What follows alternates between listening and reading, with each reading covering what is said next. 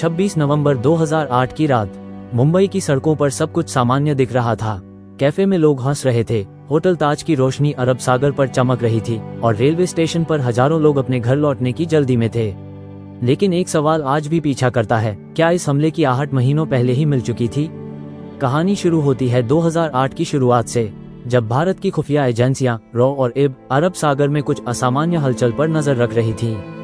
एक विदेशी intelligence agency से संकेत मिला था, पाकिस्तान में कुछ आतंकवादी समुद्री रास्ते से भारत में बड़े हमले की तैयारी कर रहे हैं। ये कोई सामान्य चेतावनी नहीं थी। रिपोर्ट में साफ लिखा था, लक्ष्य हो सकता है मुंबई। ये सूचना रॉ के डेस्क पर पहुंची, फिर इब तक गई और फिर इसे आगे कई सुरक्षा एजेंसियों तक भेजा गया। लेकिन यहीं से शुरू हुई वो कहानी जिसमें जानकारी थी, चेतावनी थी, मगर समय पर कार्रवाई नहीं थी। उस समय भारत की सुरक्षा व्यवस्था कई अलग अलग एजेंसियों में बंटी हुई थी। रॉ विदेशी खुफिया देखती थी, इब देश के अंदर की सुरक्षा पर नजर रखती थी, कोस्ट गार्ड समुद्र की निगरानी करता था और पुलिस अपने अपने राज्यों की सुरक्षा संभालती थी। जब ये चेतावनी आई तो सवाल था, कौन जिम्मेदारी लेगा? जुलाई 2008 रॉ को एक और संकेत मिला। पाकिस्तान के कराची इलाके में कुछ लोग समुद्री प्रशिक्षण ले रहे थे, छोटी नावें, नेविगेशन और जीपीएस का इस्तेमाल। यह कोई मछुआरों की ट्रेनिंग नहीं थी। रॉ ने यह जानकारी तुरंत साझा की। रिपोर्ट में लिखा गया, संभावना है कि आतंकवादी समुद्र के रास्ते भारत में घुसने की कोशिश करेंगे। यह अलर्ट आगे भेजा गया, लेकिन जैसे जैसे ये फाइल एक टेबल से दूसरी टेबल तक जाती रही, उसकी तात्कालिकता कम होती गई। कुछ अधिकारियों को लगा ये सिर्फ एक संभावित खतरा है।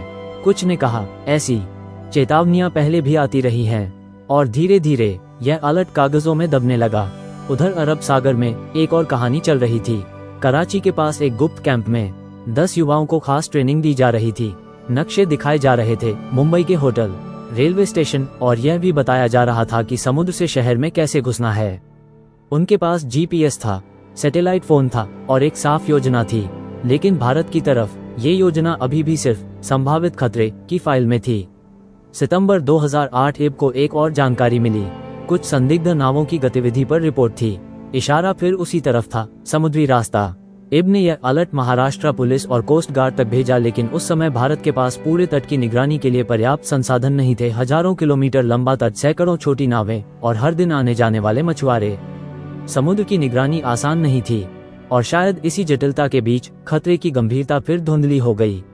नवंबर 2008 कराची का एक बंदरगाह। रात के अंधेरे में एक छोटी नाव चुपचाप समुद्र की तरफ बढ़ती है। उस नाव में 10 लोग हैं। उनके पास हथियार हैं, गोला बारूद है और एक ऐसा मिशन है जो कुछ घंटों में पूरी दुनिया की सुर्खियां बनने वाला है।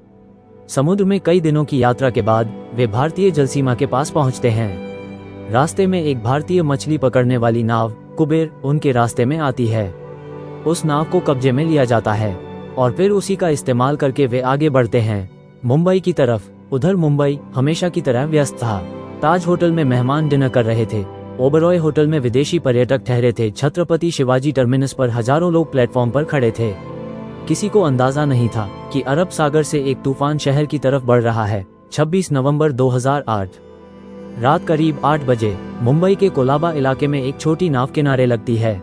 10 लोग उतरते हैं, हाथों में बैग और बैग के अंदर हथियार। इसके बाद जो हुआ उसने पूरे देश को हिला दिया। कुछ ही मिनटों में गोलीबारी शुरू हो जाती है। Railway station, cafe, hotel, Mumbai के कई हिस्से अचानक युद्ध के मैदान बन जाते हैं। टीवी चैनलों पर लाइव तस्वीरें आने लगती हैं। ताज होटल में आग की लपटें दिखाई देती हैं, लोग भाग रहे हैं। पुलिस जवाब देने की कोशिश कर रही है और पूरा देश टीवी स्क्रीन के सामने जड़ होकर बैठ जाता है। अगले 60 घंटे मुंबई के इतिहास के सबसे भयावह घंटों में बदल जाते हैं। एनएसजी कमांडो दिल्ली से आते हैं, ऑपरेशन शुरू होता है, लेकिन तब तक बहुत देर हो चुकी थी। 166 लोग अपनी जान गंवा चुके थे, सैकड़ों घायल थे और पूरा देश एक ही सवाल पूछ रहा था, ये कैसे हुआ? जांच शुरू हुई और धीरे धीरे एक और सच्चाई सामने आने लगी।